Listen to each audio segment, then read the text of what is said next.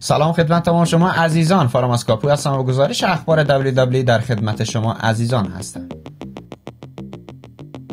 قبل از اینکه ویدیو رو ببینید کانال ما رو سابسکرایب کنید تا ویدیوهای بعدی ما رو از دست ندهید. شو اسمکدان این هفته 13 اکتبر 2023 به صورت زنده در بوکس سنتر اوکلاهاما با حضور تماشاگران برگزار شد. در اول حضور صحبت‌های جان سینا در رینگ، رومن رینز، پاول هیمن و سلو سیکاوا وارد شدند و رومن رینز صحبت کرد. ال ای نایت وارد شد و صحبت کرد. جیمی اوسو از پشت سر به نایت حمله کرد. نایت جیمی را به بیرون رینگ انداخت. بلودلاین از رینگ خارج شدند. رومن رینز به سلو گفت مشکل نایت را حل کنه. سلو سیکاوا نایت را برای مسابقه چالش کرد. در ادامه بوچ و ریچالا مقابل پرتی دیدلی قرار گرفتند که برنده مسابقه پرتی دیدلی شدند. آلتون با رول ریچ را پین کرد. مسابقه بعد زلینا وگا مقابل بیلی قرار گرفت که برنده مسابقه بیلی شد.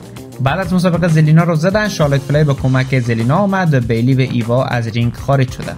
در بعد حضور صحبت‌های تریپل اچ به همراه آدم پریست در رینگ، دامینیک میستریو وارد شد و صحبت کرد. تریپل اچ اعلام کرد که آدم پریست جنرال منیجر شو را خواهد بود. همچنین نیک را به عنوان جنرال منیجر شو اسمکدان معرفی کرد. نیک وارد رینگ شد و صحبت کرد. نیک عضو جدید اسمکدان را به جای جی اوسو را معرفی کرد. کوین اوونز وارد شد و استانر به دامینیک زد. نیک دست کوین را بالا برد. کوین از شو را به اسمکدان منتقل شد. مسابقه بعد سر کاناندای آندسپیودی تگ تیم WWE کودی روز و جی اوسو مقابل آستین تیوری و گریسون والر قرار گرفتند که برنده مسابقه کودی روز و جی اوسو شدند. کودی آستین را پین کرد. بعد از مسابقه رومن رینز، پاول هیمن و جیمی اوسو و سلو سیکاوا وارد رینگ شدند و با کودی و جی فیس تو فیس شدند. نیک وارد شد و به کودی و رومن گفت امشب نه و مین ایونت شو اسمکدان. ال ای نایت مقابل سلو سیکاوا قرار گرفت که برنده مسابقه ال ای نایت شد. اواخر مسابقه جیمی اوسو وارد رینگ شد که جان سینا وارد شد و ای به جیمی اوسو زد. ساما و اسپانک از سلو به سینا. بعد از مسابقه اسپیر ناگهانی از رومن رینز به نایت.